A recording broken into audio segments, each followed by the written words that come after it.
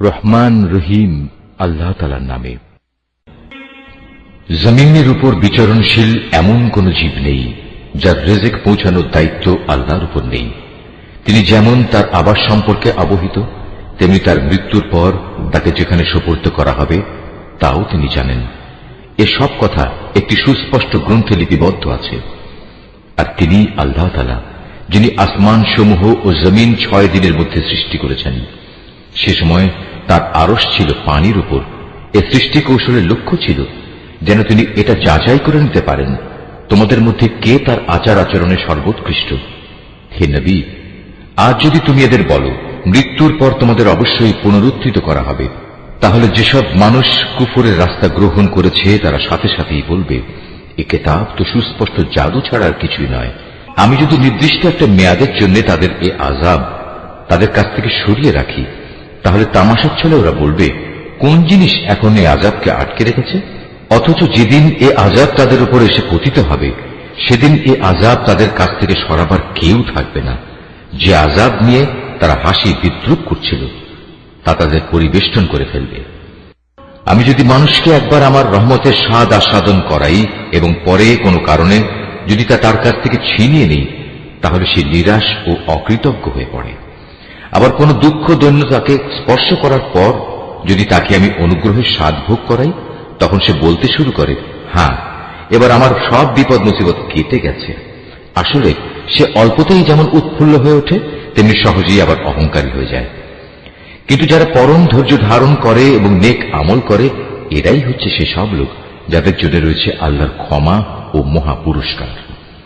হে নবী, কাফেররা মনে করে সম্ভবত তোমার কাছে যা ওহী নাজিল হয় তার কিয়দংশ তুমি ছেড়ে দাও, এবং এ কারণে তোমার মনোকষ্ট হবে যখন তারা বলে বসবে, এ ব্যক্তির ওপর কোন ধনভাণ্ডার অবতীর্ণ হল না কেন, কিংবা তার সাথে সাক্ষ্য দেওয়ার জন্য কোন ফেরেশতা এলো না কেন। তুমি এতে মনক্ষুণ্ণ হও না। তুমি তো হচ্ছে পরকালের আযাবের ভয় প্রদর্শনকারী একজন রসুল মাত্র। যাবতীয় কাজকর্মের আসল কর্ম বিধায়ক তো হচ্ছেন স্বয়ং আল্লাহ তাআলা। অথবা এরা কি এই কথা বলে মুহাম্মদ নামের ব্যক্তি কোরআন নিজে নিজে রচনা করে নিয়েছে? হে নবী, তুমি তাদের বলো, তোমরা যদি তাই মনে করো তাহলে নিয়ে এসো এর অনুরূপ মাত্র 10টি স্বরচিত সূরা, এবং আল্লাহ তাআলা ছাড়া অন্য যাদের তোমরা সাহায্যের জন্য ডাকতে পারো তাদের ডেকে নাও, যদি তোমরা তোমাদের দাবিতে সত্যবাদী হও। আর যদি তারা তোমাদের কথায় সাড়া না দেয়, তাহলে জেনে রেখো এটা কিতাব আল্লাহর জ্ঞান ও কুদরত দ্বারাই নাজিল করা হয়েছে। তিনি ব্যতীত আর কোনো মাবুদ নেই। বলো, এখন কি তোমরা ইসলাম গ্রহণ করবে? যদি কোনো ব্যক্তি শুধু এ পার্থিব জীবন ও তার প্রাচুর্য ভোগ করতে চায়, তাহলে আমি তাদের সবাইকে তাদের কর্মের প্রতিফল এ দুনিয়ার মধ্যেই যথাযথ আদায় করে দিই, এবং সেখানে তাদের বৈষয়িক পাওনা কোনো অংশেই কম করা হবে না। আসলে এরাই হচ্ছে সেসব দুর্ভাগা লোক যাদের জন্য পরকালে জাহান্নামের আগুন ছাড়া আর কিছুই থাকবে না। দুনিয়ার জীবনে যেখানে যা কিছু তারা বানিয়েছে তা সব হবে বেকার।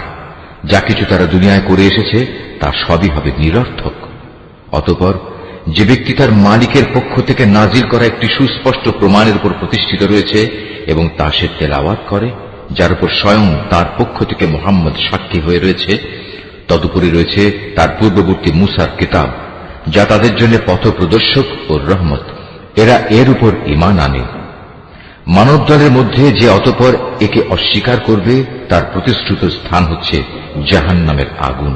সুতরাং তুমি সে ব্যাপারে কোন রকম সন্দিগ্ধ হইও না।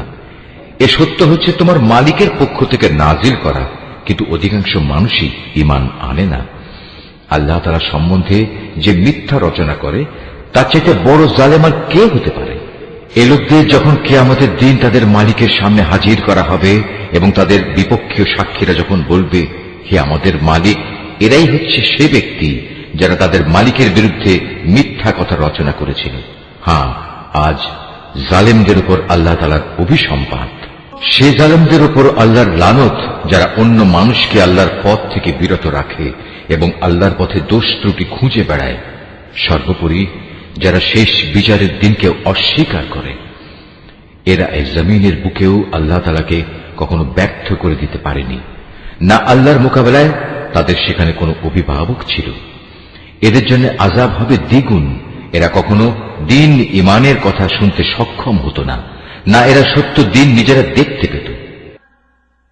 এরাই হচ্ছে সেসব লোক যারা নিজেদের দারুণ ক্ষতি সাধন করল।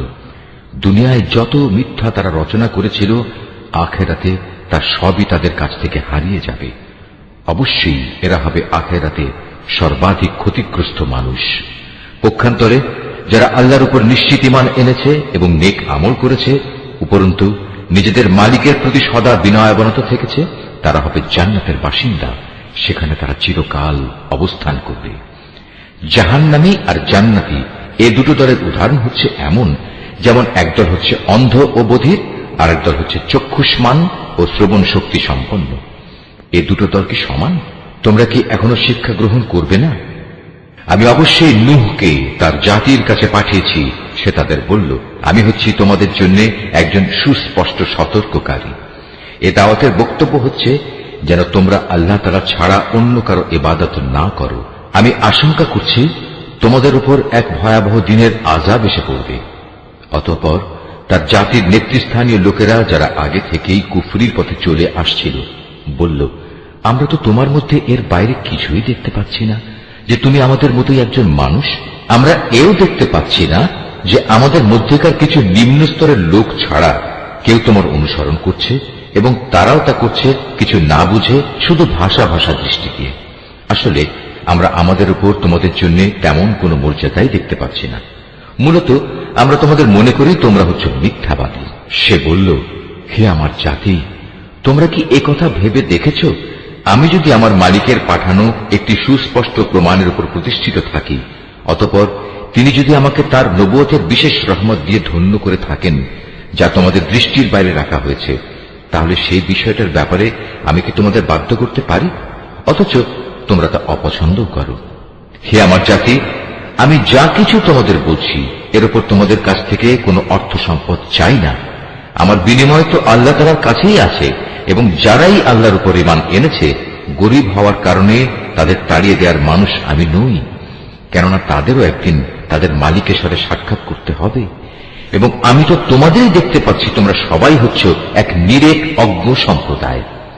হে আমার জাতি, আমি যদি তোমাদের কথায় গরীবদের তাড়িয়ে দেই, তাহলে এজন্য আল্লাহ তাআলার শাস্তি থেকে আমাকে কে বাঁচিয়ে দেবে?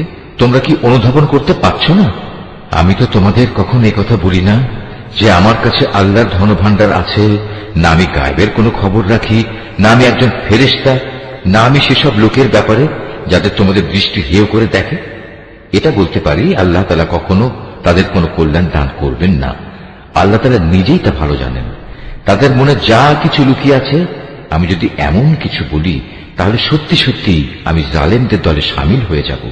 লোকেরা বলল, হে নূহ, এই বিষয়টা নিয়ে তুমি আমাদের সাথে বাক বিতণ্ডা করছো, এবং বিতণ্ডা তুমি একটু অতি মাত্রাই করে ফেলছো।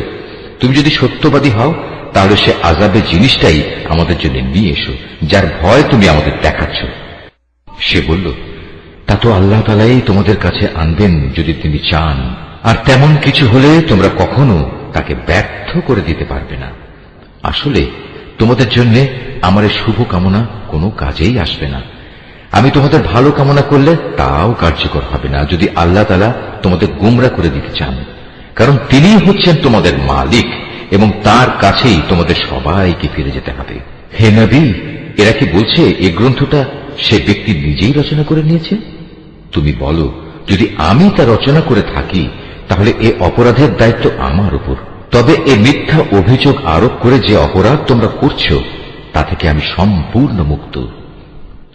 আর নূহের উপর ওহী পাঠানো হলো যে তোমার জাতির লোকদের মধ্যে থেকে যারা ঈমান এনেছে, তারা ছাড়া আর কেউই নতুন করে ঈমান আনবে না। সুতরাং এরা যা কিছু করছে, হে নবী, তুমি তার জন্য দুঃখ করো না। তুমি আমারই তত্ত্বাবধানে আমারই ওহীর আদেশে একটি নৌকা বানাও, এবং যারা জুলুম করেছে তাদের ব্যাপারে তুমি আমার কাছে কোনো আবেদন নিয়ে হাজির হয়েও না। নিশ্চয়ই তারা নিমজ্জিত হবে। পরিকল্পনা মোতাবেক সে নৌকা বানাতে শুরু করল। যখনই তার জাতির নেতৃস্থানীয় লোকেরা তার পাশ দিয়ে আসা যাওয়া করত, তখন নূহকে নৌকা বানাতে দেখে তাকে দিয়ে হাসাহাসি শুরু করে দিত। সে বলল, আজ তোমরা যদি আমাদের উপহাস করো, তাহলে মনে রেখো, যেভাবে আজ তোমরা আমাদের উপর হাসছ, একদিন আমরাও তোমাদের উপর হাসব। অচিরেই তোমরা জানতে পারবে কার উপর এমন আযাব আসবে যা তাকে দুনিয়াতে অপমানিত করবে, এবং পরকালে কঠিন ও স্থায়ী আযাব কার জন্য নির্দিষ্ট। অবশেষে তাদের কাছে আযাব সম্পর্কিত আমার আদেশ এসে পৌঁছল, এবং চুলো থেকে একদিন পানি উথলে উঠল। আমি নূহকে বললাম, সম্ভাব্য প্রত্যেক জীবের পুরুষ স্ত্রীর এক এক জোড়া এতে উঠিয়ে নাও, সাথে তোমার পরিবার পরিজনদেরও ওঠাও, তাদের বাদ দিয়ে যাদের ব্যাপারে আগেই সিদ্ধান্ত ঘোষিত হয়েছে, এবং তাদেরও নৌকায় উঠিয়ে নাও যারা ঈমান এনেছে। মূলত তার সাথে আল্লাহর উপর খুব কম সংখ্যক মানুষ ঈমান এনেছিল। সে তার সাথীদের বলল, তোমরা এতে উঠে পড়ো, আল্লাহর নামে এর গতি ও স্থিতি নির্ধারিত হবে। নিশ্চয়ই আমার মালিক ক্ষমাশীল ও পরম দয়ালু। অতঃপর সে নৌকা পাহাড় সম বড় বড় ঢেউয়ের মধ্যে তাদের বয়ে নিয়ে চলতে থাকল। নূহ তার ছেলেকে নৌকায় আরোহণ করার জন্য ডাকল। সে আগে থেকেই দূরবর্তী এক জায়গায় দাঁড়িয়েছিল। হে আমার ছেলে, আমাদের সাথে নৌকায় ওঠো, আজ এমনই একটি কঠিন দিনে তুমি কাফেরদের সাথী হলো না। সে বলল, পানি বেশি দেখলে আমি কোনো পাহাড়ে গিয়ে আশ্রয় নেব, এবং তা আমাকে পানি থেকে বাঁচিয়ে দেবে। নূহ বলল, কিন্তু আজ তো কেউই আল্লাহর গজবের হুকুম থেকে কাউকে বাঁচাতে পারবে না, তবে যার উপর আল্লাহ তাআলা দয়া করবেন সেই শুধু আজ রক্ষা পাবে। পিতা পুত্র যখন কথা বলছিল, তখন হঠাৎ করে একটা বিশাল ঢেউ তাদের উভয়কে বিচ্ছিন্ন করে দিল। মুহূর্তের মধ্যেই সে নিমজ্জিত লোকদের অন্তর্ভুক্ত হয়ে গেল। অতঃপর বলা হলো, হে জমিন, তুমি এবার তোমার পানি গিলে নাও। হে আসমান, তুমিও পানি বর্ষণ থেকে ক্ষান্ত হও। অতএব পানির প্রচণ্ডতা প্রশমিত হল, এবং আল্লাহর কাজও সম্পন্ন হল। নূহের নৌকা গিয়ে স্থির হল জুদি পাহাড়ের উপর। আল্লাহর ঘোষণা ধ্বনিত হল, জালেম সম্প্রদায়ের লোকেরা নিঃশেষিত হয়ে বহু দূরে চলে গেছে। নূহ তার ছেলেকে ডুবতে দেখে তার মালিককে ডেকে বলল, হে আমার মালিক, আমার ছেলে তো আমারই পরিবারের এক সদস্য। আমার আপনজনদের ব্যাপারে তোমার ওয়াদা অবশ্যই সত্য, আর তুমিই হচ্ছ সর্বোচ্চ বিচারক। আল্লাহ বললেন, হে নূহ, সে তোমার পরিবারের অন্তর্ভুক্ত নয়, সে তো হলো এক অসৎ কর্মপরায়ণ ব্যক্তি। অতএব তোমার যে বিষয়ের জ্ঞান নেই সে বিষয়ে আমার কাছে তুমি কিছু চেও না। আমি তোমাকে উপদেশ দিচ্ছি, নিজেকে কোনো অবস্থায় জাহেলদের দলে সামিল করো না। সে বলল, হে আমার মালিক, যে বিষয় সম্পর্কে আমার কোনো জ্ঞান নেই সে ব্যাপারে কিছু চাওয়া থেকে আমি তোমার কাছে পানা চাই। তুমি যদি আমাকে মাফ না করো এবং আমার উপর দয়া না করো, তাহলে আমি ক্ষতিগ্রস্তদের অন্তর্ভুক্ত হয়ে যাব। তাকে বলা হলো, হে নূহ, বন্যার পানি নেমে গেছে, এবার তুমি নৌকা থেকে নেমে পড়ো। তোমার উপর, তোমার সাথে যারা আছে তাদের উপর আমার দেয়া সালাম ও বরকতের সাথে। অপর সম্প্রদায় সমূহকে আমি আবার তাদের জীবনের যাবতীয় উপকরণ প্রদান করব, তবে নাফরমানির জন্য আমার কাছ থেকে মর্মান্তিক শাস্তিও তাদের ভোগ করতে হবে। হে নবী, এগুলো হচ্ছে অদৃশ্য জগতের খবর, যা আমি তোমাকে ওহীর মাধ্যমে জানিয়ে দিচ্ছি। এর আগে না তুমি এগুলো জানতে, না তোমার জাতি এগুলো জানত। অতএব তুমি ধৈর্য ধারণ করো, কারণ ভালো পরিণাম ফল সব সময়ই পরেজগার ব্যক্তির জন্যই নির্দিষ্ট থাকে। আর আমি আদ জাতির কাছে তাদেরই এক ভাই হুদকে পাঠিয়েছিলাম। সে তাদের বলল, হে আমার জাতি, তোমরা ইবাদত করো একমাত্র আল্লাহ তাআলার, তিনি ছাড়া তোমাদের আর কোনো মাবুদ নেই। তোমরা তো কতিপয় মিথ্যা রচনাকারী ছাড়া কিছুই নাও। হে আমার জাতি, আল্লাহর দিকে ডেকে এর জন্য আমি তোমাদের কাছে কোনো পারিশ্রমিক দাবি করছি না। আমার যাবতীয় পাওনা তো আল্লাহ তাআলার কাছেই, যিনি আমাকে পয়দা করেছেন। তোমরা কি বুঝতে পারছো না? হে আমার জাতি, তোমরা তোমাদের মালিকের কাছে গুনাহ খাতা মাফ চাও, অতঃপর তোমরা তাঁর দিকেই ফিরে আসো। তিনি খুশি হয়ে তোমাদের উপর প্রচুর বৃষ্টি বর্ষণকারী মেঘমালা পাঠাবেন, এবং তোমাদের আরো শক্তি যুগিয়ে তোমাদের বর্তমান শক্তি আরো বাড়িয়ে দেবেন। অতএব তোমরা অপরাধী হয়ে তার ইবাদত থেকে মুখ ফিরিয়ে নিও না।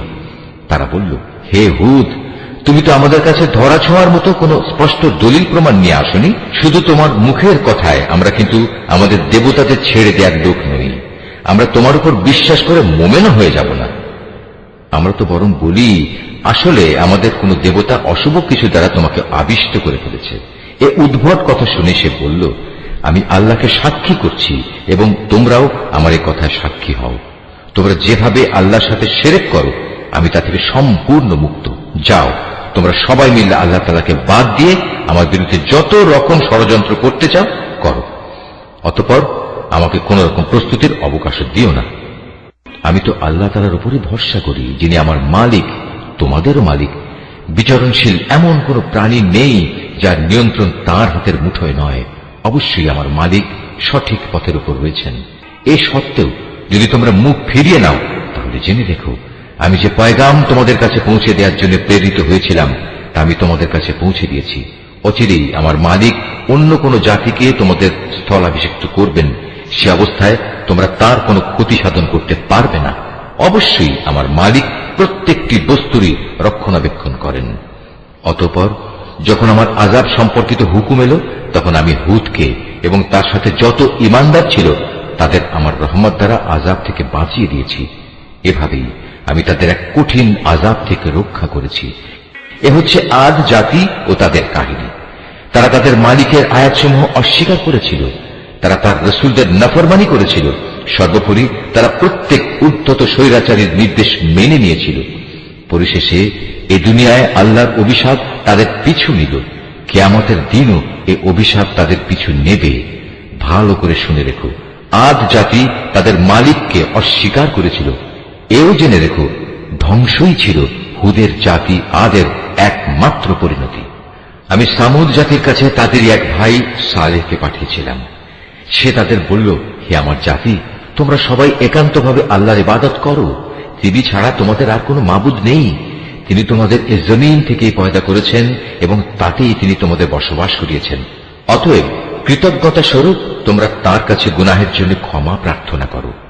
অতঃপর তওবা করে তার দিকেই ফিরে এসো। অবশ্যই আমার মালিক প্রত্যেকের একান্ত নিকটবর্তী এবং প্রত্যেক ব্যক্তির ডাকে তিনি জবাব দেন।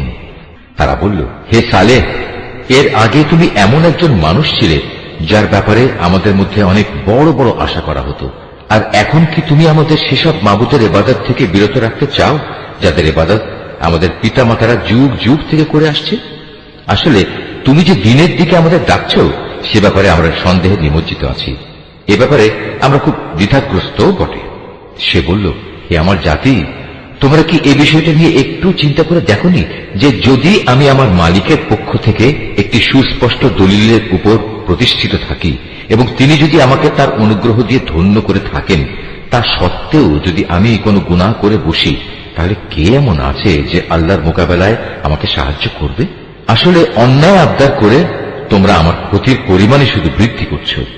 হে আমার সম্প্রদায়, এ হচ্ছে আল্লাহ তাআলার পাঠানো উটনী। তোমরা যে নিদর্শন চাচ্ছিলে, এটা হচ্ছে তোমাদের জন্য সেই নিদর্শন। অতএব আল্লাহর এই নিদর্শনকে ছেড়ে দাও। সে আল্লাহর জমিনে চড়ে খাক, তাকে কোন রকম কষ্ট দেওয়ার নিয়তে ছুঁয়ো না। তেমনটি করলে সাথে সাথেই একটি বড় ধরনের আযাব তোমাদের পাকড়াও করবে। অতঃপর তারা সেটিকে বধ করে ফেলল। তখন সে বলল, চলে যাও, তোমরা তোমাদের নিজ নিজ ঘরে 3 দিন জীবন উপভোগ করে নাও। আযাবের ব্যাপারে আল্লাহর এ ওয়াদা কখনো মিথ্যা হবার নয়। এরপর ওয়াদা মতো যখন আমার আযাবের নির্দেশ এলো এবং তা তাদের ভীষণভাবে পাকড়াও করল, তখন আমি সালেহকে এবং তার সাথে আরো যারা ঈমান এনেছিল তাদের সবাইকে আমার রহমত দিয়ে সেদিনের অপমানকর আযাব থেকে বাঁচিয়ে দিলাম। অবশ্যই হে নবী, তোমার মালিক শক্তিমান ও পরাক্রমশালী। অতঃপর যারা আল্লাহর দ্বীনের সাথে জুলুম করেছে, এক মহানাদ এসে তাদের মরণ আঘাত করল। ফলে তারা নিজ নিজ ঘরে মুখ থুবড়ে পড়ে রইল। অবস্থা থেকে মনে হল যেন তারা কোনোদিন সেখানে বসবাসই করেনি। শুনে রাখো, সামুদ জাতি তাদের মালিককে অস্বীকার করেছিল। আরো জেনে রেখো, নির্মম এক ধ্বংসই ছিল সামুদ জাতির জন্য নিকৃষ্ট পরিণাম।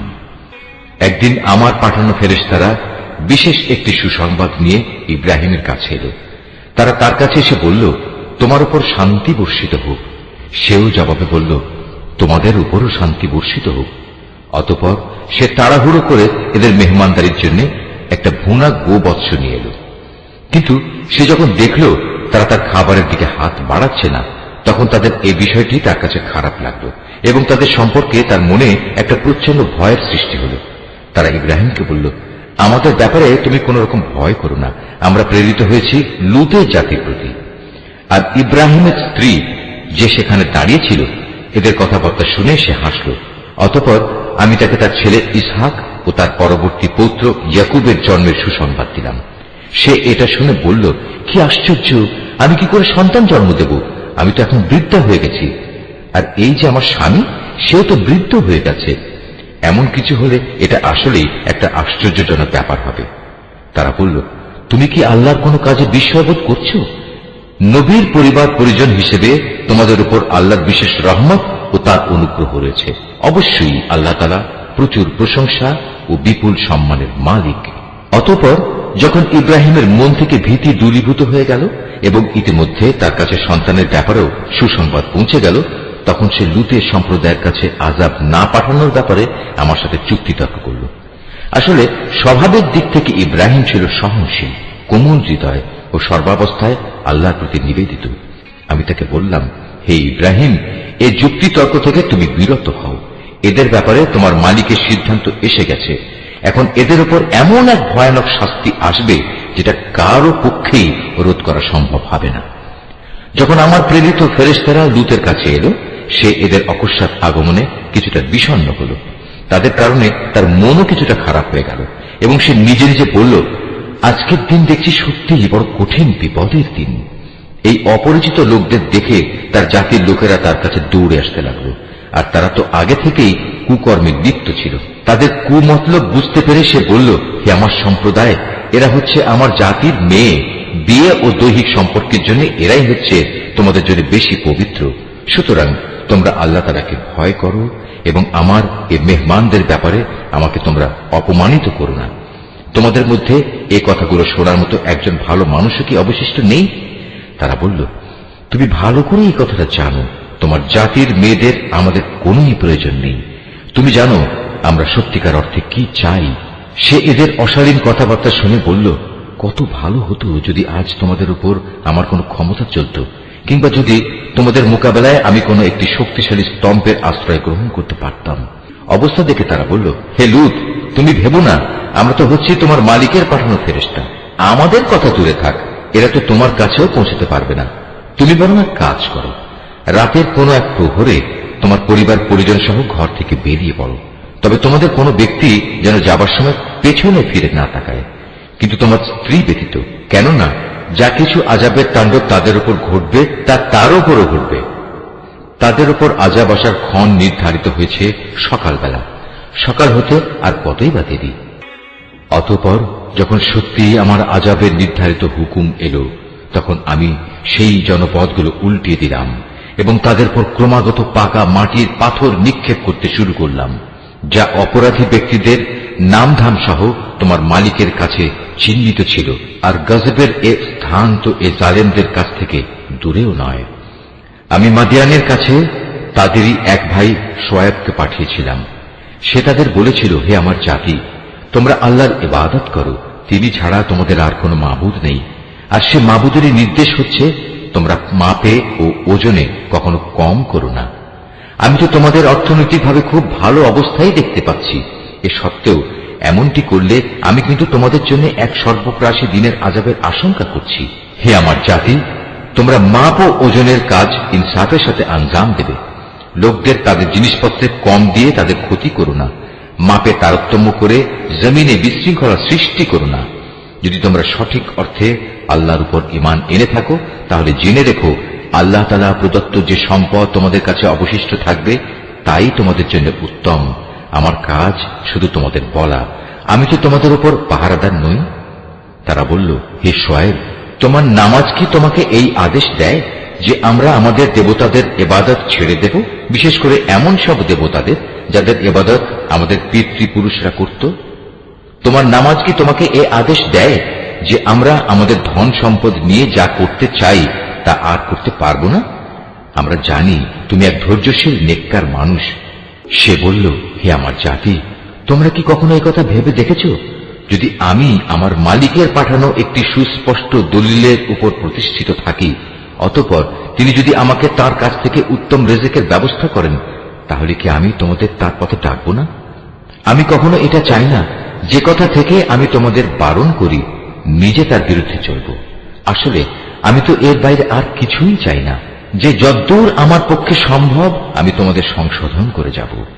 আমার পক্ষে যতটুকু কাজ আঞ্জাম দেয়া সম্ভব তা তো একান্তভাবে আল্লাহ তাআলার সাহায্য দ্বারাই সম্ভব। আমি তো সম্পূর্ণত তার উপরে নির্ভর করি এবং সব ব্যাপারে আমি তারই দিকে ধাবিত হই। হে আমার জাতি, আমার বিরুদ্ধে তোমাদের জেদ এবং শত্রুতা যেন তোমাদের জন্য এমন এক আযাবজনিত বিষয়ের কারণ না হয়ে দাঁড়ায় যে তোমাদের উপরও সে ধরনের কিছু আপতিত হবে, যেমনটি নূহ কিংবা হুদ অথবা সালেহ জাতির উপর আপতিত হয়েছিল। আর লুতের সম্প্রদায়ের পাথর বর্ষণের সে স্থানটি তো তোমাদের থেকে খুব বেশি দূরেও নয়। তোমরা তোমাদের মালিকের কাছে নিজেদের গুনার জন্য ক্ষমা প্রার্থনা করো, অতঃপর তওবা করে তার দিকেই ফিরে এসো। অবশ্যই আমার মালিক পরম দয়ালু ও স্নেহময়। তারা বলল, হে শোয়েব, তুমি যে ভালো ভালো কথাবার্তা বলো তার অধিকাংশ কথাই আমাদের ঠিকমতো বুঝে আসে না। আসল কথা হচ্ছে, আমরা তোমাকে দেখতে পাচ্ছি তুমি আমাদের মাঝে খুবই দুর্বল। আমাদের মাঝে তোমার আপন গোত্রের লোক না থাকলে আমরা অবশ্যই তোমাকে পাথর নিক্ষেপ করে হত্যা করতাম। তাছাড়া তুমি তো আমাদের উপর খুব শক্তিশালীও নও যে অতঃপর আমাদের কাছ থেকে প্রতিশোধ নিতে পারবে। সে বলল, হে আমার জাতি, তোমাদের কাছে আমার গোত্রীয় ভাই বন্ধু কি আল্লাহ তাআলার চাইতে বেশি শক্তিশালী যে তোমরা ওদের দোহাই দিচ্ছ? আল্লাহ তাআলাকে কি তোমরা তোমাদের পেছনে ফেলে রাখলে? জেনে রেখো, তোমরা এখন যা কিছু করছো আমার মালিকের জ্ঞানের পরিধি দ্বারা তা পরিবেষ্টিত হয়ে আছে। হে আমার সম্প্রদায়, তোমরা তোমাদের জায়গায় যা কিছু করতে চাও করে যাও, আমিও আমার জায়গায় যা করার করে যাব।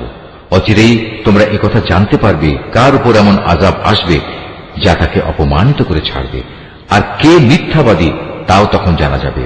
অতএব তোমরা সেদিনের প্রতীক্ষা করো, আমিও তোমাদের সাথে প্রতীক্ষা করব। পরিশেষে যখন আমার আযাবের সিদ্ধান্ত এলো, তখন আমি শোয়েবকে এবং তার সাথে যে কয়জন মানুষ ঈমান এনেছিল তাদের সবাইকে আমার নিজস্ব রহমত দ্বারা প্রলয়ঙ্কারী আযাব থেকে বাঁচিয়ে দিলাম। অতঃপর যারা আল্লাহর সাথে জুলুম করেছে সেদিন তাদের উপর মহানাদ আঘাত করল, ফলে মুহূর্তের মাঝেই তারা নিজেদের ঘরে এদিক সেদিকে উপর হয়ে পড়ে রইল। অবস্থা এমন হল যেন সে জনপদে কখনো তারা কোনো প্রাচুর্যই অর্জন করেনি। শুনে রেখো, এ ধ্বংসই ছিল মাদিয়ানের চূড়ান্ত পরিণাম, ঠিক যেমন ধ্বংসকর পরিণাম হয়েছিল তার পূর্ববর্তী সম্প্রদায় সামুদের। আমি মূসাকে তার জাতির কাছে আমার নিদর্শন সমূহ ও নবুয়তের সুস্পষ্ট দলিল সহ পাঠিয়েছিলাম। তাকে আমি পাঠিয়েছিলাম ফেরাউন ও তার পারিষদবর্গের কাছে, কিন্তু তারা সর্বদা ফেরাউনের কথাই মেনে চলত। অথচ ফেরাউনের কোনো কাজ ও কথাই সঠিক ছিল না। কিয়ামতের দিন সে তার দণ্ডপ্রাপ্ত জাতির আগে আগে থাকবে, অতঃপর সে তাদের জাহান্নামের আগুন পর্যন্ত নেতৃত্ব দিয়ে নিয়ে যাবে। কত নিকৃষ্ট সে জায়গা যেখানে তাদের নেতৃত্ব দিয়ে নিয়ে যাবে। এ দুনিয়াতে আল্লাহর অভিশাপ তাদের পেছনে ধাবিত করা হলো, আবার কিয়ামতের দিনেও তারা কঠিন আযাবে নিমজ্জিত হবে। কত নিকৃষ্ট এ পুরস্কার যা তাদের সেদিন দেয়া হবে। হে নবী, এ হচ্ছে ধ্বংসপ্রাপ্ত কতিপয় জনপদের কাহিনী যা আমি তোমার কাছে বর্ণনা করছি। এদের ধ্বংসাবশেষের কিছু তো এখানে সেখানে এখনো বিদ্যমান রয়েছে, অনেক কিছু আবার কালের গর্ভে বিলীন হয়ে গেছে। এ আযাব পাঠিয়ে আমি কিন্তু তাদের উপর জুলুম করিনি, জুলুম তো বরং তারা নিজেদের উপর করেছে। যখন সত্যি সত্যি তোমার মালিকের আযাব তাদের উপর নাজিল হয়েছে, তখন তাদের সেসব দেবতা তাদের কোনো কাজেই আসেনি যাদের তারা আল্লাহর বদলে ডাকত, বরং তারা তাদের ধ্বংস ছাড়া অন্য কিছুই বৃদ্ধি করতে পারেনি। হে নবী, তোমার মালিক যখন কোন জনপদকে তাদের অধিবাসীদের জুলুমের কারণে পাকড়াও করেন, তখন তার পাকড়াও এমনই হয়, আল্লাহ তাআলার পাকড়াও অত্যন্ত কঠোর, অত্যন্ত ভয়ঙ্কর। এই কাহিনীগুলোর মাঝে তার জন্য সত্য জানার প্রচুর নিদর্শন মজুদ রয়েছে। যে ব্যক্তি পরকালের আযাবকে ভয় করে, সেদিন হবে সমস্ত মানুষদের একত্রিত করার দিন, উপরন্তু সেটা সবাইকে উপস্থিত করার দিনও বটে। আমি সেদিনটি একটি সুনির্দিষ্ট সময়ের জন্য মুলতবি করে রেখে দিয়েছি। সেদিন যখন আসবে তখন কেউ আল্লাহর অনুমতি ব্যতী রেখে কোনো কথা বলবে না। অতঃপর মানুষরা দুদলে বিভক্ত হয়ে যাবে, তাদের মধ্যে কিছু থাকবে হতভাগ্য আর কিছু থাকবে ভাগ্যবান। অতঃপর যারা হবে হতভাগ্য পাপী, তারা থাকবে জাহান্নামের আগুনে। সেখানে তাদের জন্য থাকবে আযাবের ভয়াবহ চিৎকার ও যন্ত্রণার ভয়াল আর্তনাদ। তারা সেখানে থাকবে চিরকাল, যতক্ষণ পর্যন্ত আসমান সমূহ ও জমিন বিদ্যমান থাকবে। তবে হ্যাঁ, তাদের কথা আলাদা, যাদের ব্যাপারে তোমার মালিক ভিন্ন কিছু চান। তোমার মালিক যখন যা চান তার বাস্তবায়নে তিনি একক ক্ষমতাবান। অপরদিকে যাদের ভাগ্যবান বানানো হবে তারা সেদিন যাবে জান্নাতে, সেখানে তারা চিরদিন থাকবে, যতদিন পর্যন্ত আসমান সমূহ ও জমিন বিদ্যমান থাকবে। তবে তার কথা আলাদা, যা তোমার মালিক ইচ্ছা করেন, আর এ জান্নাত হবে এক নিরবচ্ছিন্ন পুরস্কার যা কোনো দিনই শেষ হবে না। সুতরাং হে নবী, যে ব্যক্তি আল্লাহ তাআলা ছাড়া এসব কিছুর গোলামি করে তাদের শাস্তির ব্যাপারে তুমি কখনো সন্দিগ্ধ হও না।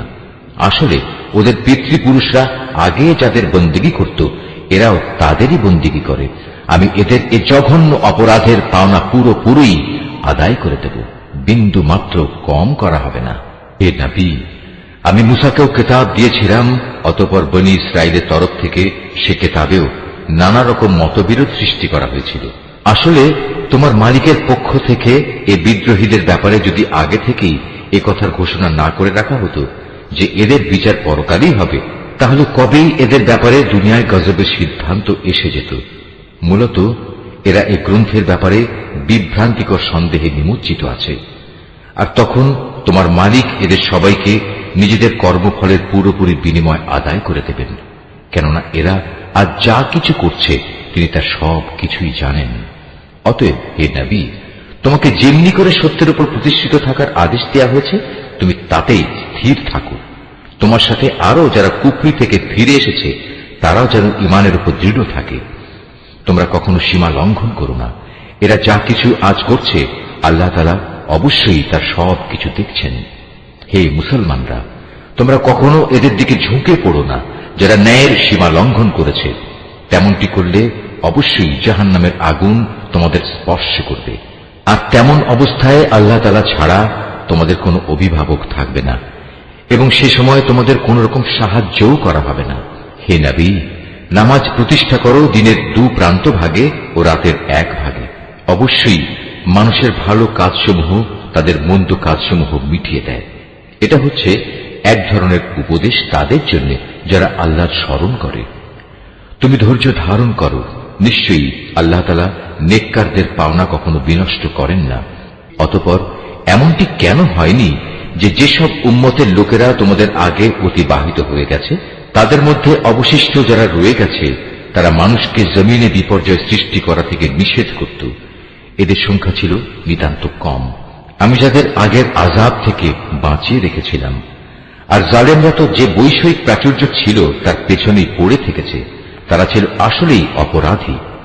এটা কখনো তোমার মালিকের কাজ নয় যে কোনো জনপদকে অন্যায়ভাবে ধ্বংস করে দেবেন, বিশেষ করে যখন সে জনপদের অধিবাসীরা সংশোধনে নিয়োজিত থাকে।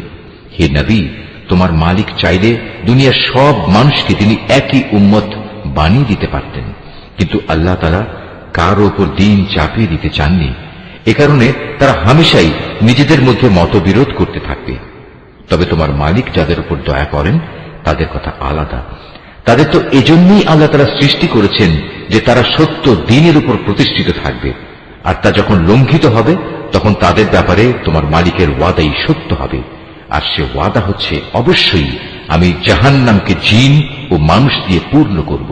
হে নবী, আগের নবীদের কাহিনীগুলো আমি তোমাকে শোনাচ্ছি। তার উদ্দেশ্য হচ্ছে আসলে আমি এর দ্বারা তোমার মনকে দৃঢ়তা দান করতে চাই। এর মাঝে যে শিক্ষা তা এখন তোমার কাছে এসে গেছে। তাছাড়া ইমানদারদের জন্য কিছু শিক্ষণীয় উপদেশ ও সাবধান বাণী এখানে দেয়া রয়েছে। এত কিছু সত্ত্বেও যারা ইমান আনে না তাদের বলো, তোমরা তোমাদের জায়গায় যা কুফরি কাজ করার করে যাও, আর আমরাও আমাদের কাজ করে যাব। আর তোমরা তোমাদের জাহান্নামের অপেক্ষা করো, আমরাও আমাদের জান্নাতের অপেক্ষা করছি। আসমান সমূহ ও জমিনের যাবতীয় গোপন রহস্য আল্লাহ তাআলার জন্যই নিবেদিত, এবং এর সব কয়টি বিষয় তাঁর দিকেই ধাবিত হবে। অতএব হে নবী, তুমি তাঁরই ইবাদত করো এবং বিপদে আপদে একান্তভাবে তাঁর উপরই ভরসা করো। হে মানুষ, তোমরা আজ যা কিছু করছো সে সম্পর্কে তোমার মালিক কিন্তু মোটেই বেখবর নন। সূরা ইউসুফ। রহমান রহিম আল্লাহ তাআলার নামে। আলিফ লাম র। এগুলো হচ্ছে একটি সুস্পষ্ট গ্রন্থের আয়াত। নিঃসন্দেহে আমি একে আরবি কোরআন হিসেবে নাজিল করেছি যেন তোমরা তা অনুধাবন করতে পারো। হে নবী, আমি তোমাকে এ কোরআনের মাধ্যমে একটি সুন্দর কাহিনী শোনাতে যাচ্ছি যা আমি তোমার কাছে ওহী হিসেবে পাঠিয়েছি, অথচ তার আগ পর্যন্ত তুমি এ কাহিনী সম্পর্কে ছিলে সম্পূর্ণ বেখবর লোকদেরই একজন। এটা হচ্ছে সে সময়ের কথা যখন ইউসুফ তার পিতাকে বলল, হে আমার পিতা, আমি স্বপ্নে দেখেছি 11টা তারা, চাঁদ ও সূরজকে আমি এদের আমার প্রতি সাজদাবনত অবস্থায় দেখেছি। একথা শুনে তার পিতা বলল, হে আমার স্নেহের পুত্র, তুমি তোমার এই স্বপ্নের কথা কিন্তু তোমার ভাইদের কাছে বলে দিও না, তারা তোমার বিরুদ্ধে ষড়যন্ত্র আঁটতে শুরু করবে, কেননা শয়তান মানুষের খোলাখুলি দুশমন। এমনি করে তোমার মালিক তোমাকে নবুয়তের জন্য মনোনীত করবেন এবং তোমাকে স্বপ্নের ব্যাখ্যা সহ দুনিয়ার জ্ঞান শিক্ষা দেবেন এবং তার নিয়ামত তোমার উপর ও ইয়াকুবের সন্তানদের উপর তেমনি ভাবেই পূর্ণ করে দেবেন যেমনি ভাবে এর আগেও তিনি তোমার পূর্বপুরুষ ইব্রাহিম ও ইসহাকের উপর তা পূর্ণ করে দিয়েছিলেন। নিশ্চয়ই তোমার মালিক সর্বজ্ঞ ও প্রবল প্রজ্ঞাময়। ইউসুফ ও তার ভাইদের কাহিনীর মাঝে যারা সত্যানুসন্ধিৎসু তাদের জন্য প্রচুর নিদর্শন রয়েছে। এই কাহিনীটি শুরু হয়েছিল ইউসুফের ভাইদের দিয়ে, যখন তারা একজন আরেকজনকে বলল, আমাদের পিতার কাছে দেখা যাচ্ছে ইউসুফ ও তার ভাই আমাদের চাইতে বেশি প্রিয়, যদিও আমরাই হচ্ছে একটি ভারী দল। আসলে আমাদের পিতা ভ্রষ্ট বিভ্রান্তিতে আছেন। তাই শয়তান তাদের পরামর্শ দিল, ইউসুফকে মেরে ফেলো অথবা তাকে কোনো এক অজানা জায়গায় নির্বাসনে দিয়ে এসো, এরপর দেখবে তোমাদের পিতার দৃষ্টি তোমাদের দিকেই নিবিষ্ট হবে, অতঃপর তোমরা আবার সবাই ভালো মানুষ হয়ে যেও। এর মধ্যে তাদের মধ্যে থেকে একজন বলল, না, ইউসুফকে তোমরা হত্যা করো না। তোমরা যদি সত্যি সত্যি কিছু একটা করতে চাও তাহলে তাকে হয়তো কোনো গভীর কূপে ফেলে দিয়েছো, আসা যাওয়ার পথে কোনো যাত্রীদল তাকে উঠিয়ে নিয়ে যাবে। সিদ্ধান্ত মোতাবেক সবাই পিতার কাছে এলো এবং তারা বলল, হে আমাদের পিতা, এ কি হলো তোমার? তুমি কি ইউসুফের ব্যাপারে আমাদের উপর ভরসা করতে পারছো না? অথচ আমরা সবাই হচ্ছে তার শুভাকাঙ্ক্ষী। আগামীকাল তাকে তুমি আমাদের সাথে জঙ্গলে যেতে দাও, সে আমাদের সাথে ফলমূল খাবে ও খেলাধুলা করবে, আমরা নিশ্চয়ই তার রক্ষণাবেক্ষণ করব। সে বলল, এটা অবশ্যই আমাকে কষ্ট দেবে যে তোমরা তাকে নিয়ে যাবে, তদুপরি আমি ভয় করছি এমন তো হবে না যে বাঘ তাকে এসে খেয়ে ফেলবে, অথচ তোমরা তার ব্যাপারে অমনোযোগী হয়ে পড়বে। তারা বলল, আমরা একটি ভারী দলবদ্ধ শক্তি হওয়া সত্ত্বেও যদি তাকে বাঘ এসে খেয়ে ফেলে তাহলে আমরা সত্যি অথর্ব ও ক্ষতিগ্রস্ত হয়ে পড়ব। অতঃপর অনেক বলে কয়ে যখন তারা তাকে নিয়ে গেল এবং তারা তাকে এক অন্ধ কূপে নিক্ষেপ করার ব্যাপারে সবাই সিদ্ধান্ত নিল এবং তারা তাকে কূপে নিক্ষেপ করেও ফেলল, তখন আমি তাকে ওহী পাঠিয়ে জানিয়ে দিলাম, একদিন এমন আসবে যেদিন তুমি এসব কথা এদের সবাইকে বলে দেবে। এরা তো জানেই না এ ঘটনা কার জন্য কি পরিণাম বয়ে আনবে। ইউসুফকে কুয়ায় ফেলে দিয়ে রাতের কিছু অংশ অতিবাহিত হবার পর তারা কাঁদতে কাঁদতে তাদের পিতার কাছে এলো। অনুযোগের স্বরে তারা বলল, হে আমাদের পিতা, আমরা জঙ্গলে দৌড়ের প্রতিযোগিতা দিয়ে দেখতে চেয়েছিলাম আমাদের মধ্যে কে আগে যেতে পারে। আমরা ইউসুফকে আমাদের মাল সামানা পাহারা দেওয়ার জন্য এগুলোর পাশে রেখে গিয়েছিলাম। ইতিমধ্যে একটা নেকড়ে বাঘ এসে তাকে খেয়ে ফেলে, কিন্তু তুমি তো আমাদের কথা কিছুতেই বিশ্বাস করবে না, যত সত্যবাদী আমরা হই না কেন। তারা তার জামায় মিথ্যা রক্ত মেখে নিয়ে এসেছিল। তাদের কথা শুনে সে বলল, হ্যাঁ, তোমরা বরং এটা বলো, একটা কথা তোমরা মনে মনে ঠিক করে এনেছো এবং ধরে নিয়েছো, তা আমি বিশ্বাস করব। সুতরাং এই অবস্থায় পূর্ণ ধৈর্য ধারণ করাই আমার জন্য ভালো। তোমরা যে মন গড়া কথা বলছো সে ব্যাপারে আল্লাহ তাআলাই হচ্ছেন আমার একমাত্র সাহায্যস্থল। অতঃপর ঘটনা এমন হল, একটি বাণিজ্যিক কাফেলা সেখানে এলো। তারা একজন পানি সংগ্রাহককে কুয়ার কাছে পাঠালো। সে যখন তার বালতি কুয়ায় নিক্ষেপ করল, অতঃপর সে যখন বালতি টান দিল তখন দেখল একটি জীবন্ত বালক তাতে বসা। সে তখন চিৎকার দিয়ে বলল, ওহে তোমরা শোনো, সুখবর, এ তো দেখছি এক কিশোর বালক। কাফেলার লোকেরা বাণিজ্যিক পণ্য মনে করে একে লুকিয়ে নিল। আসলে আল্লাহ তাআলা ভালো করে জানতেন যা কিছু এরা তখন করছিল। তারা তাকে স্বল্প মূল্যে নির্দিষ্ট কয়েক দিরহামের বিনিময়ে বিক্রি করে দিল। বিনা পুঁজির পণ্য বিধায় এ ব্যাপারে তারা বেশি আশাও করেনি। মিশরের যে ব্যক্তি তাকে ক্রয় করেছিল সে তাকে নিজ ঘরে এনে তার স্ত্রীকে বলল, সম্মানজনকভাবে এর থাকার ব্যবস্থা করো। সম্ভবত বড় হয়ে সে কোনোদিন আমাদের উপকারে আসবে, অথবা ইচ্ছা করলে তাকে আমরা নিজেদের ছেলেও বানিয়ে নিতে পারি। এভাবেই একদিন আমি মিশরের জমিনে ইউসুফকে সম্মানজনক প্রতিষ্ঠা দান করলাম, যাতে করে আমি তাকে স্বপ্নের ব্যাখ্যা সহ অন্যান্য বিষয় আশয় সম্পর্কিত জ্ঞান শিক্ষা দিতে পারি। আল্লাহ তাআলা সব সময় স্বীয় ইরাদা বাস্তবায়নে ক্ষমতাবান, যদিও অধিকাংশ মানুষ এ কথাটা জানে না। অতঃপর সে যখন পূর্ণ যৌবনে উপনীত হল, তখন আমি তাকে নানা রকম প্রজ্ঞা ও জ্ঞান দান করলাম, আর আমি এভাবেই নেককার লোকদের পুরস্কার দিয়ে থাকি। একদিন এমন হল, সে যে মহিলার ঘরে থাকত সে তাকে তার প্রতি অসৎ উদ্দেশ্যে আকৃষ্ট করতে চাইল, এবং এ উদ্দেশ্যে সে তার ঘরের দরজাসমূহ বন্ধ করে দিয়ে তাকে বলল, এসো আমার কাছে। এ অশ্লীল প্রস্তাব শুনে সে বলল, আমি এ থেকে বাঁচার জন্য আল্লাহ তাআলার কাছে আশ্রয় চাচ্ছি। তিনি আমার মালিক, তিনি আমার উৎকৃষ্ট আশ্রয়। যে আল্লাহ তাআলা আমাকে আশ্রয় দিয়ে এখানে থাকতে দিয়েছেন, তার সাথে এই জুলুম আমি করব কিভাবে? তিনি অকৃতজ্ঞ জালেমদের কখনো মুক্তি দেন না। সে মহিলা তার প্রতি অসৎ কাজের ইরাদা করে ফেলেছিল, এবং সেও তার প্রতি একই উদ্দেশ্যে ইরাদা প্রায় করেই ফেলত, যদি না সে বিশেষ রহমতের নিদর্শন হিসেবে তার মালিকের নিদর্শন প্রত্যক্ষ না করত। এভাবেই আমি ইউসুফকে নৈতিকতার উচ্চমানে প্রতিষ্ঠিত রাখলাম, যেন আমি তার থেকে অন্যায় ও অশ্লীলতাপূর্ণ কাজ দূরে সরিয়ে রাখতে পারি। অবশ্যই সে ছিল আমার নিষ্ঠাবান বান্দাদের একজন। অতঃপর তারা উভয়ই সম্পূর্ণ ভিন্ন ভিন্ন উদ্দেশ্যে দরজার দিকে দৌড়ে গেল। মহিলা তাকে ধরতে গিয়ে পেছন দিক থেকে তার জামা টেনে ছিঁড়ে ফেলল। এমত অবস্থায় তারা উভয়ই তার স্বামীকে দরজার পাশে দাঁড়ানো অবস্থায় পেল। তখন মহিলাটি স্বীয় অভিসন্ধি গোপন করার জন্য ইউসুফকে অভিযুক্ত করে বলল, কি শাস্তি হওয়া উচিত সে ব্যক্তির, যে ব্যক্তি তোমার স্ত্রীর সাথে অশ্লীল কাজের ইচ্ছা পোষণ করে? তাকে হয় জেলে পাঠাতে হবে, নতুবা অন্য কোনো কঠিন শাস্তি দিতে হবে। সে বলল, সে মহিলাই আমাকে অশ্লীল কাজের প্রতি আকৃষ্ট করতে চেয়েছিল। এ সময় সে মহিলার আপনজনদের মধ্যে থেকে একজন এসে সাক্ষী হিসেবে নিজের সাক্ষ্য পেশ করে বলল, ইউসুফের জামা তদন্ত করে দেখা যাক। যদি তার জামার সম্মুখ ভাগ ছেঁড়া হয়ে থাকে, তাহলে বুঝতে হবে অভিযোগের ব্যাপারে সে মহিলা সত্য বলেছে, এবং সে ইউসুফ মিথ্যাবাদীদের একজন। আর যদি তার জামা পেছন দিক থেকে ছেঁড়া হয়ে থাকে, তাহলে বুঝতে হবে সে নারী মিথ্যা কথা বলছে, এবং সেই সত্যবাদীদের একজন। অতঃপর এর মূল নীতির ভিত্তিতে সে গৃহস্বামী যখন দেখল তার জামা পেছন দিক দিয়ে ছেঁড়া, তখন সে আসল ঘটনা বুঝতে পেরে নিজের স্ত্রীকে বলল, কোনো সন্দেহ নেই, এটা তোমাদের নারীদের ছলনা, আর সত্যি তোমাদের মতো নারীদের ছলনা বড় জঘন্য।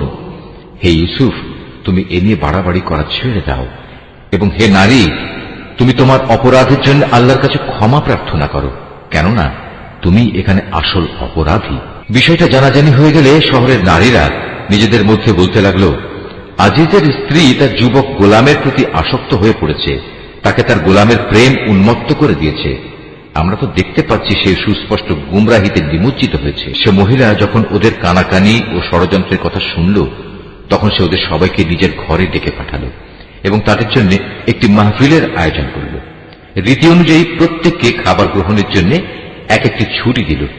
অতঃপর যখন তারা খাবার গ্রহণ করার জন্য ছুরির ব্যবহার শুরু করল, তখন সে ইউসুফকে বলল, এবার তুমি এদের সামনে বেরিয়ে এসো। যখন মহিলারা তাকে দেখল, তখন তারা তার গরিমায় রূপ যৌবনে অভিভূত হয়ে গেল এবং নিজেদের অজান্তেই ছুরি দিয়ে খাবার গ্রহণের পরিবর্তে নিজেদের হাত কেটে ফেলল। তারা বলল, কি অদ্ভুত সৃষ্টি, এ তো কোনো মানুষ নয়, এ তো হচ্ছে এক সম্মানিত ফেরেশতা। এবার বিজয়িনীর ভঙ্গিতে সে মহিলা বলল, তোমরা দেখলে তো, এ হচ্ছে সে ব্যক্তি যার ব্যাপারে তোমরা আমাকে ভর্ৎসনা তিরস্কার করছিলে। এটা ঠিক, আমি তার কাছ থেকে অসৎ কিছু কামনা করেছিলাম, কিন্তু সে নিজেকে বাঁচিয়ে রেখেছে। কিন্তু আমি তাকে যা করতে আদেশ করি, সে যদি তা না করে, তাহলে অবশ্যই সে কারাগারে নিক্ষিপ্ত হবে এবং অপমানিত হবে। মহিলার দমভক্তি শুনে সে দোয়া করল, হে আমার মালিক, এর আমাকে যে পাপের দিকে আহ্বান করছে তার চাইতে কারাগার আমার কাছে অধিক প্রিয়। যদি তুমি আমাকে এদের ছলনা থেকে রক্ষা না করো, তাহলে হয়তো আমি ওদের প্রতি আকৃষ্ট হয়ে যাব এবং এভাবে আমিও জাহেলদের অন্তর্ভুক্ত হয়ে পড়ব। অতঃপর তার মালিক তার ডাকে সাড়া দিলেন। তার কাছ থেকে তিনি মহিলাদের চক্রান্ত সরিয়ে নিলেন। নিশ্চয়ই তিনি মানুষের সব ডাক শোনেন এবং তাদের ষড়যন্ত্র সম্পর্কেও তিনি সম্যক অবগত। আজিজ সহ অন্যান্য লোকদের কাছে এরপর এটাই তখনকার মতো সঠিক সিদ্ধান্ত মনে হল যে তাকে কিছু নির্দিষ্ট সময়ের জন্য হলেও কারাগারে নিক্ষেপ করতে হবে। অথচ তারা ইতিমধ্যে তার সৎ চরিত্রতার যাবতীয় নিদর্শন ভালো করেই দেখে নিয়েছে। ঘটনাক্রমে সে সময় তার সাথে আরো দুজন যুবকও একই কারাগারে প্রবেশ করল। একদিন ওদের একজন ইউসুফকে বলল, আমি স্বপ্নে দেখলাম আমি আঙুর নিংড়ে তার রস বের করছি। অপরজন বলল, আমি দেখেছি আমি আমার মাথায় রুটি বহন করছি এবং কিছু পাখি তা খুঁটে খুঁটে খাচ্ছে। উভয় ইউসুফকে বলল, তুমি আমাদের এর ব্যাখ্যা বলে দাও, আমরা দেখতে পাচ্ছি তুমি আসলেই একজন ভালো মানুষ। সে বলল, তোমরা নিশ্চিত থাকো, এবেলা তোমাদের যে খাবার দেয়া হবে তা তোমাদের কাছে আসার পূর্বেই আমি তোমাদের উভয়কে এর ব্যাখ্যা বলে দেব। তবে জেনে রেখো, এই যে স্বপ্নের ব্যাখ্যা তা হচ্ছে সে জ্ঞানেরই অংশবিশেষ যা আমার মালিক আমাকে শিক্ষা দিয়েছেন।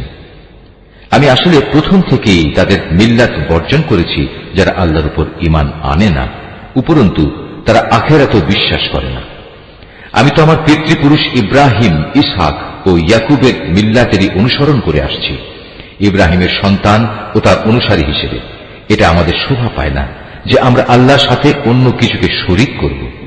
তাওহীদের এ উত্তরাধিকার হচ্ছে আমাদের উপর এবং সমস্ত মানুষের উপর আল্লাহ তাআলার এক মহা অনুগ্রহ, কিন্তু আমাদের অধিকাংশ মানুষই এজন্য আল্লাহ তাআলার কৃতজ্ঞতা আদায় করে না। হে আমার জেলের সাথীরা, তোমরাই বলো, মানুষের জন্য ভিন্ন ভিন্ন মালিক ভালো না এক আল্লাহ তাআলা ভালো, যিনি মহাপরাক্রমশালী? তাকে ছেড়ে তোমরা যাদের ইবাদত করছো তা তো কতিপয় নাম মাত্র, অজ্ঞতাবশত যা তোমরা ও তোমাদের বাপ দাদারা রেখে দিয়েছ, অথচ আল্লাহ তাআলা এ ব্যাপারে তাদের সাথে কোনো দলিল প্রমাণ নাজিল করেননি। মূলত আইন বিধান জারি করার অধিকার একমাত্র আল্লাহ তাআলারই, আর এই বিধানের বলেই তিনি আদেশ দিচ্ছেন তোমরা আল্লাহ তাআলা ছাড়া অন্য কারো গোলামি করবে না, কারণ এটাই হচ্ছে সঠিক জীবন বিধান। কিন্তু মানুষদের অধিকাংশই এটা জানে না। হে আমার জেলের সাথীরা, এবার তোমরা স্বপ্নের ব্যাখ্যা শোনো। তোমাদের একজন সম্পর্কে কথা হচ্ছে সে তার মালিককে শরাব পান করাবে, আর অপরজন যার মাথা থেকে পাখি খুঁটে খুঁটে রুটি খাচ্ছিল তার সম্পর্কে কথা এই যে অচিরেই সে শূলবিদ্ধ হবে। এটা হচ্ছে সেই বিষয়টির ব্যাখ্যা যা তোমরা উভয় জানতে চাচ্ছ। ইতিমধ্যেই কিন্তু তার ফয়সালা করা হয়ে গেছে। তাদের মধ্যে যার ব্যাপারে সে মনে করেছে সে মুক্তি পেয়ে যাবে তাকে উদ্দেশ্য করে সে বলল, তুমি যখন মুক্তি পাবে তখন তোমার মালিকের কাছে আমার সম্পর্কে বলো, আমি স্বপ্নের ব্যাখ্যা বলতে পারি। কিন্তু সে মুক্তি পাওয়ার পর শয়তান তাকে তার মালিকের কাছে ইউসুফের প্রসঙ্গে বলার কথা ভুলিয়ে দিল। ফলে কয়েক বছর সময় ধরে সে কারাগারেই পড়ে থাকল। ঘটনা এমন হল, একদিন বাদশা তার পারিষদদের বলল, আমি স্বপ্নে দেখলাম 7টি মোটা গাভী 7টি পাতলা গাভীকে খেয়ে ফেলছে। আরো দেখলাম 7টি সবুজ ফসলের শীষ, আর শেষের 7টি দেখলাম শুকনো।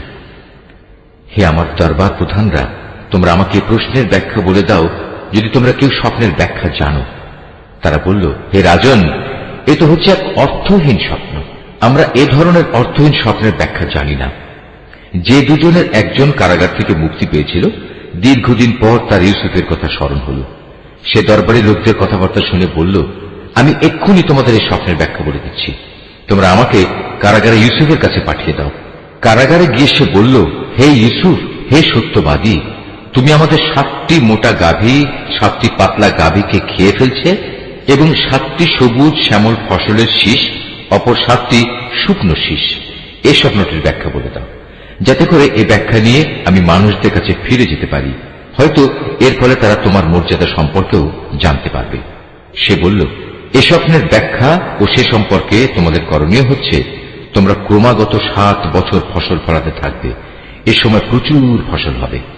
অতঃপর ফসল তোলার সময় আসলে তোমরা যে পরিমাণ ফসল তুলতে চাও তার মধ্যে থেকে সামান্য অংশ তোমরা খাবারের জন্য রাখবে, তা বাদ দিয়ে বাকি অংশ শীষ সমেত রেখে দেবে। এতে করে ফসল বিনষ্ট হবে না। এরপর আসবে 7টি কঠিন খরার বছর, যা এর আগের কয় বছরের গোটা সঞ্চয়ই খেয়ে ফেলবে। তাছাড়া যা তোমরা আগেই এ কয় বছরের জন্য জমা করে থাকবে, সামান্য পরিমাণ যা তোমরা বীজের জন্য রেখে দেবে। অতঃপর একটি বছর এমন আসবে যখন মানুষের জন্য প্রচুর বৃষ্টি বর্ষণ করা হবে, সে বছর তারা প্রচুর আঙুরের রসও বের করবে।